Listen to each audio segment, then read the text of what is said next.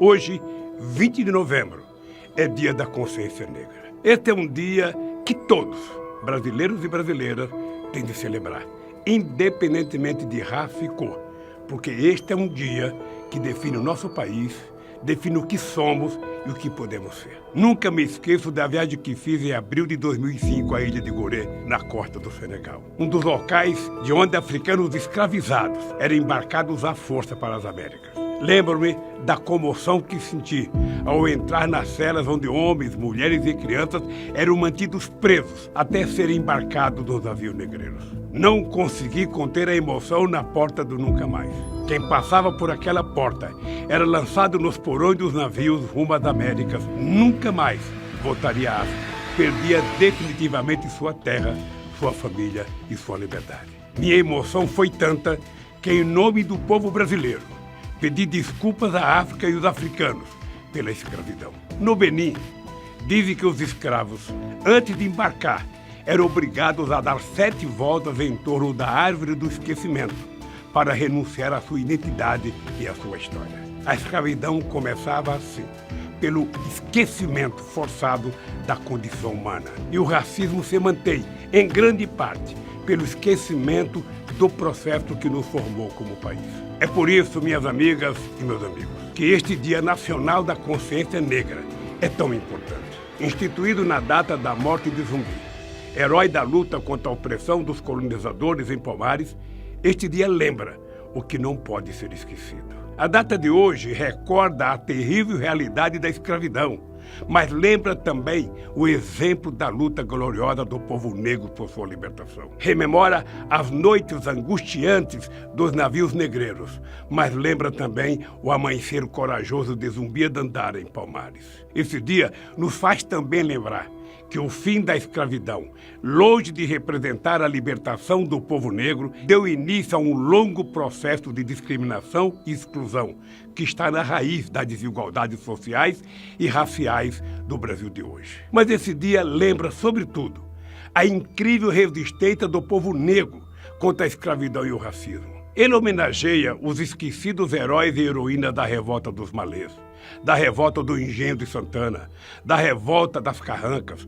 do Quilombo do Ambrósio, do Quilombo do Jabaquara, da Conjuração Baiana, da revolta de Manuel Congo e de tantas outras revoltas que mostram que a escravidão não conseguiu aprisionar a alma guerreira dos negros e das negras do Brasil. Esse dia não deixa esquecer que em 1890, Rui Barbosa mandou queimar parte dos arquivos da escravidão brasileira, como se a destruição de documentos pudesse destruir a realidade histórica e apagar a vergonha da escravidão. Esse dia recorda que o Brasil foi construído também por mãos negras, escravizadas e pelo talento de muitos filhos de escravos. O país de Machado de Assis e Lima Barreto, de Maria Firmina, Luiz Gama, José do Patrocínio, João Cândido, Carolina de Jesus, Abdias do Nascimento, Conceição Evaristo, Gilberto Gil, Benedita da Silva, Martinho da Vila, todos descendentes de escravos. O país de intelectuais negros e negras que ajudaram na formação da inteligência nacional e na compreensão da sociedade brasileira. A exemplo de Milton Santos, Joaquim Nabuco, Lélia Gonzalez, Manuel Quirino, André Rebouças, Guerreiro Ramos, Beatriz Nascimento, Joel Rufino e Clóvis Moura. A negritude está em todos nós, independentemente da cor da nossa pele. Somos filhos da África. Existe uma grande e bela África no coração do Brasil. Durante mais de 3 séculos, cerca de 12 milhões e 500 mil pessoas foram arrancadas de suas raízes na África, escravizadas e deportadas para as Américas e o Caribe. Cerca de 1 milhão e 800 mil homens, mulheres e crianças morreram na travessia do Atlântico, feita em condições subhumanas. Em média, 14 cadáveres foram lançados ao mar todos os dias, ao longo de 350 anos. Essa é, portanto, uma história de dor e sofrimento. Uma tragédia como nunca se viu antes na história da humanidade. O Brasil foi o principal destino desse tráfico vergonhoso. Entraram nos portos brasileiros quase 5 milhões de escravos, entre 1550 e 1850. De cada 100 indivíduos entrados no Brasil, 84 eram escravos africanos e somente 16 eram colonos ou imigrantes portugueses. Os povos africanos foram bem mais importantes para a formação histórica inicial do Brasil do que muita gente imagina. Somos hoje o segundo país do mundo com maior população negra, atrás apenas da Nigéria, de onde vieram muitos de nossos avós. Se o Brasil fosse uma árvore, como a árvore do esquecimento, veríamos que a escravidão e o racismo estão impregnados em suas raízes históricas. O Brasil foi o último país a acabar com o tráfico de escravos e o último a abolir a escravidão nas Américas. Vivemos quase 4 séculos de escravismo brutal. Isso deixou marcas profundas em nossa sociedade, marcas estruturais que alguns querem negar e esquecer. O governo genocida atual está totalmente empenhado em negar o papel da escravidão na formação do Brasil. O racismo estrutural que define profundamente nossa sociedade e, sobretudo, a luta da população negra contra sua opressão histórica. Temos um presidente que afirma que os quilombolas têm de ser pesados em arrobas, como gado, e que esses descendentes dos combatentes contra a escravidão não servem nem para procriar. Temos um governo que defende as velhas e falsas ideias de que a escravidão não foi tão ruim assim para os negros, de que os povos africanos foram responsáveis pela escravidão e que não há racismo no Brasil. Mais da metade da população brasileira é negra. Mas mesmo sendo maioria, negras e negros ainda se encontram nos patamares mais cruéis de desigualdade, pobreza e violência. No Brasil, a desigualdade e a pobreza têm cor. De acordo com o IBGE, quase 1/3 dos negros brasileiros está abaixo da linha da pobreza. Ao passo que entre os brancos esse índice é de cerca de 15%. Na pobreza extrema estão quase 9% dos negros, enquanto esse número entre os brancos é de menos de 4%. Ou seja, meus amigos, as negras e os negros são 2 vezes mais pobres que os brancos. Em nosso país, o desemprego e o subemprego também têm cor. Em 2018, conforme o IBGE, quase 30% da população negra e parda estava desempregada ou subempregada. Entre os brancos, o mesmo índice era de 18%. As mulheres negras são as mais penalizadas pelos processos de exclusão social herdados da escravidão. Mesmo com curso superior, elas ganham a metade do que ganham os homens brancos para exercerem a mesma função. A doença também tem cor. Negras e negros são os que mais adoecem e os que menos têm acesso à saúde. Eles compõem o público mais exposto ao novo coronavírus, devido à sua condição de pobreza, de desemprego, de trabalho informal, de localização em vilas e favelas, sem saneamento básico. Em nosso país, a violência definitivamente tem cor. Ela se abate ferozmente, como o chicote do pelourinho na pele negra. Nos últimos 10 anos, mais de 650 mil pessoas negras foram assassinadas no Brasil.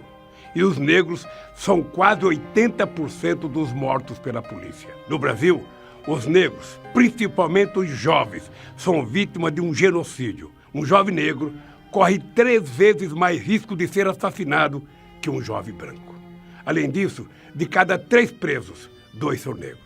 Minhas amigas e meus amigos, para as elites brasileiras conservadoras, as vidas negras não contam, são descartáveis, servem apenas como mão de obra barata para um sistema racista profundamente injusto e desigual. Essa realidade terrível e vergonhosa do racismo está entranhada nas relações sociais, na vida cotidiana e nas instituições. O racismo está na forma como enxergamos a sociedade e o mundo. Ele está na crueldade dos preconceitos que impede que vejamos a humanidade comum no diferente. Existe um racismo silencioso e cúmplice, que muitas vezes não se expressa em palavras ofensivas e injuriosas, mas que nega oportunidades à imensa maioria do povo brasileiro com base apenas na cor da pele.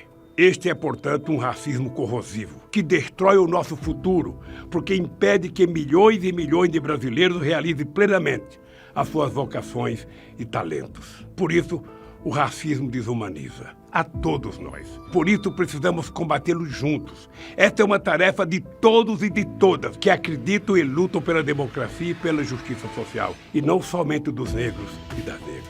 Minhas amigas e meus amigos, nos quase 2 anos de encarceramento injusto que passei, pude ler muito sobre a escravidão e o racismo no Brasil. Descobri que o racismo sempre foi uma prática das elites brancas brasileiras para subjugar as pessoas negras e manter a dominação econômica, social, política e racial. Entendi, com as lições do movimento negro, que as pessoas brancas têm uma grande responsabilidade no combate ao racismo, que existe privilégio por ser branco no Brasil e que mesmo a pessoa branca e pobre ainda consegue ser mais protegida do que aquela negra e pobre. Compreendi quão importantes foram as políticas de ações afirmativas e de igualdade racial implementadas no meu governo e no da presidenta Dilma, como a criação do Estatuto da Igualdade Racial, o reconhecimento das terras dos quilombolas e as cotas para o ensino superior e o funcionalismo público, que vem dando grandes oportunidades para que negras e negros do Brasil